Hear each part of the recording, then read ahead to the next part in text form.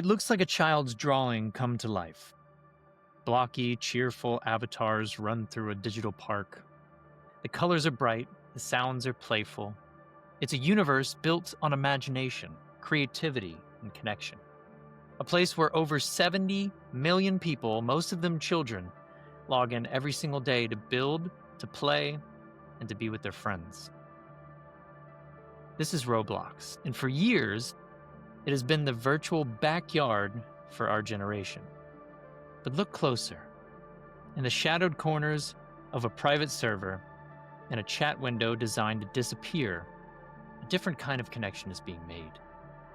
The avatar may look like a teenager, but the person behind the keyboard is much older. The friendly questions about your favorite game slowly turn more personal, more probing. In a production studio, miles away from the servers and the code, a familiar voice is watching. A voice that has haunted the nightmares of predators for 2 decades. I think you know who I'm talking about. His name is Chris Hansen. Remember that? Why don't you have a seat right over there? Chris would say. Chris Hansen isn't in a suburban home anymore. He's not waiting for someone to walk through the door. His new hunting ground is the same one your kids call their playground. And he alleges it's a platform in crisis. So is he right? Is one of the most popular platforms for children fundamentally unsafe? Today on Privacy Please, we investigate the battle for the soul of Roblox.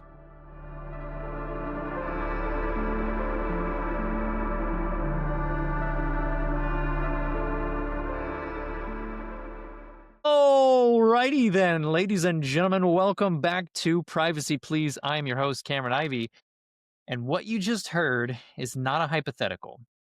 It's the new reality on one of the biggest entertainment platforms on Earth. For years, we've talked on this show about the privacy risks of social media, the dangers of data brokers, and the surveillance baked into our smart devices. But what happens when the platform isn't just a place to share photos, but a world to inhabit? A world populated almost entirely by children. To understand this crisis Chris Hansen alleges is happening on Roblox, you first need to understand who he is. For a decade, Chris Hansen was a fixture of early 2000s television. His show, To Catch a Predator, was an uncomfortable, must-watch cultural phenomenon. The formula was simple and brutally effective. In partnership with a watchdog group, Hansen's team would create sting operations posing as teenagers in online chat rooms. They'd lure suspected predators to a house filled with hidden cameras, and just as the confrontation began, Hansen would emerge from the shadows. I'm Chris Hansen with Dateline NBC, and we're doing a story about adults who come to meet underage teenagers, he would say. The show ended years ago, but Hansen has continued his work independently, and now, through his project Takedown Across America, he and his team have turned their full attention from the chat rooms of the past to the virtual worlds of the present. Their primary target? Roblox. Now, if you don't have a child under the age of 16, you might still think of Roblox as just that blocky kids game. But that's a profound misunderstanding of what it is. It's less like a single video game and more like a digital Lego set the size of a galaxy. It's an engine, a platform where users themselves create and share the games, or experiences, as the companies call them. The scale is almost impossible to comprehend. As of today, August 27th, 2025, Roblox has over 70 million daily active users. They spend billions of hours a month on the platform, and according to the company's own data, more than half of its users are under the age of 13. More than half. It's an entire economy fueled by a virtual currency called Robux, a social network, a creative outlet, and, according to Chris Hansen, it's a predator's paradise. That could be the name of like a band in high school.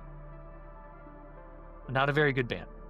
I'm going to verbatim say a clip from Chris Hansen from one of his recent interviews and podcasts. He said, "It is a cesspool.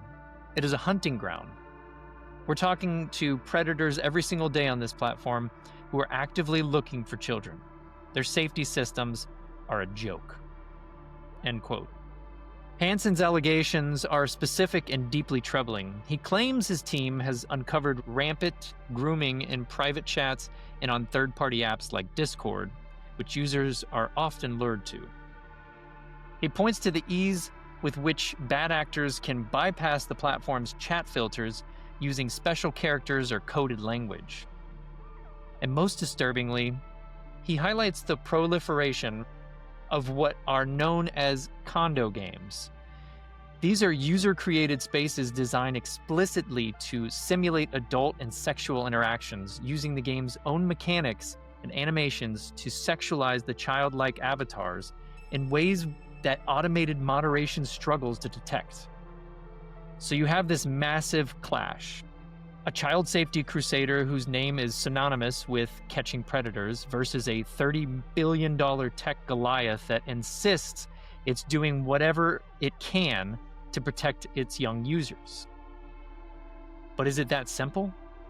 Is this a case of a company turning a blind eye, or is this a problem of unprecedented scale that no amount of moderation can truly solve?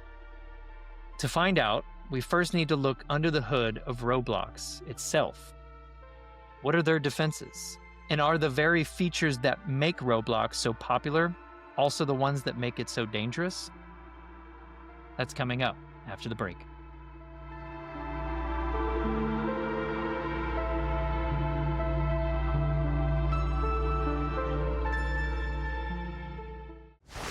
Welcome back to Privacy Please.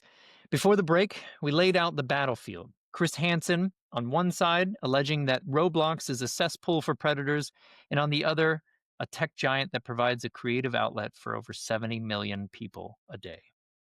So to be fair, we have to look at this from the company's perspective. If you were to ask Roblox, they would tell you that safety is their absolute top priority. And they have the numbers to back up that claim, at least on the surface. They employ an army of thousands of human moderators. They use protective AI systems designed to scan text, images, audio, and even the 3D models of user-created items before they ever go live. And of course, there's the big red Report Abuse button available to every user, which generates millions of reports a month. In a recent statement, a Roblox spokesperson said, and I quote, "We have a zero-tolerance policy for sexual contact or predatory behavior of any kind. Our team works tirelessly to act on any inappropriate content or behavior to protect our community," end quote. They also provide a suite of parental controls. A parent can set a PIN to lock certain settings. They can restrict who their child can chat with or turn off chat altogether. They can limit the types of experiences their child has to access. On paper, it sounds robust, sure. A multi-layered defense of AI, human vigilance, and user empowerment. But in practice, this digital fortress has some serious cracks. And to understand them, you have to understand the fundamental nature of the platform. The first issue is simply the scale. When you have 50 million user-created games and millions of people interacting every second, a reactive moderation system is playing a game of whack-a-mole. It can never win. For every condo game that gets taken down, 2 more can spring up with slightly different names. But the second, more subtle problem is something we'll call the avatar loophole. Most online moderation is built to catch bad words.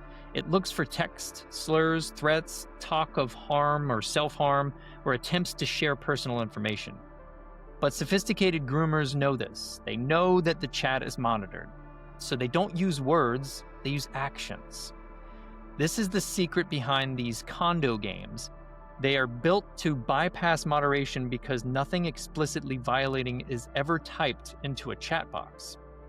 Instead, they use the game's own physics and animation systems, Users can make their avatars perform gestures, lie down, or interact with an in game object in ways that are clearly intended to simulate sexual acts. There are no trigger words for an AI to catch when the violation is being communicated through the movement of a blocky digital puppet. The third crack is one that should be familiar to anyone who's used the internet in the last decade: the algorithm. So, like YouTube or TikTok, Roblox wants to keep you engaged. And it does this with a recommendation algorithm that learns what you like and shows you more of it. But this can create dangerous pathways. A child might play a game that's just a little edgy, but not technically rule breaking. The algorithm sees this and concludes, okay, this user likes experiences that are a bit more mature. It then might suggest something that is over the line. It can unintentionally guide users from the well-lit town square of the platform to its darkest alleys. And finally, all of this raises a thorny privacy question. Under U.S. federal law called COPPA, C-O-P-P-A, the Children's Online Privacy Protection Act, there are strict limits on how companies can collect and use the data of children under 13. To police their platform, Roblox needs to monitor and log what kids are doing and saying. It's a classic security versus privacy dilemma. To catch the predators, are they creating a massive sensitive database of millions of children's private conversations, one that could be a target for hackers or be used in other ways down the line? So we have safety systems that are impressive on paper, but are constantly being outsmarted by bad actors exploiting the platform's core features: its scale, its avatars, and its algorithms. This leads us to the billion-dollar question, literally. Could Roblox truly fix this if they made it their one and only priority? Or are these safety failures not just bugs, but unavoidable side effects of the very business model that has made them so successful? To answer that, we have to follow the money. That's next. Alrighty then, ladies and gentlemen, we have come to the end of today's episode. If you like this content, let me know. I love digging into stories like this. I found this one absolutely fascinating. We'll obviously keep following along as Chris and his team do their thing. And it excites me because there's a lot of bad people out there, and I love the good work that Chris Hansen does to protect children. So, with that being said, if you guys have not heard yet, we are launching our own network and website. You can go to it now. So if you're a listener, theproblemlounge.com, go check it out. You can listen to episodes there. You can contact us there. So if you want to be a guest, you have somebody that wants to be a guest, you have questions, you want us to talk about certain things, go on there, leave us an email, send us a contact thing. Would love to hear from you. And as always, thank you for supporting Privacy Please and the Problem Lounge Network. We're so excited about what's ahead. And thank you again for listening. Cameron Ivy, over and out.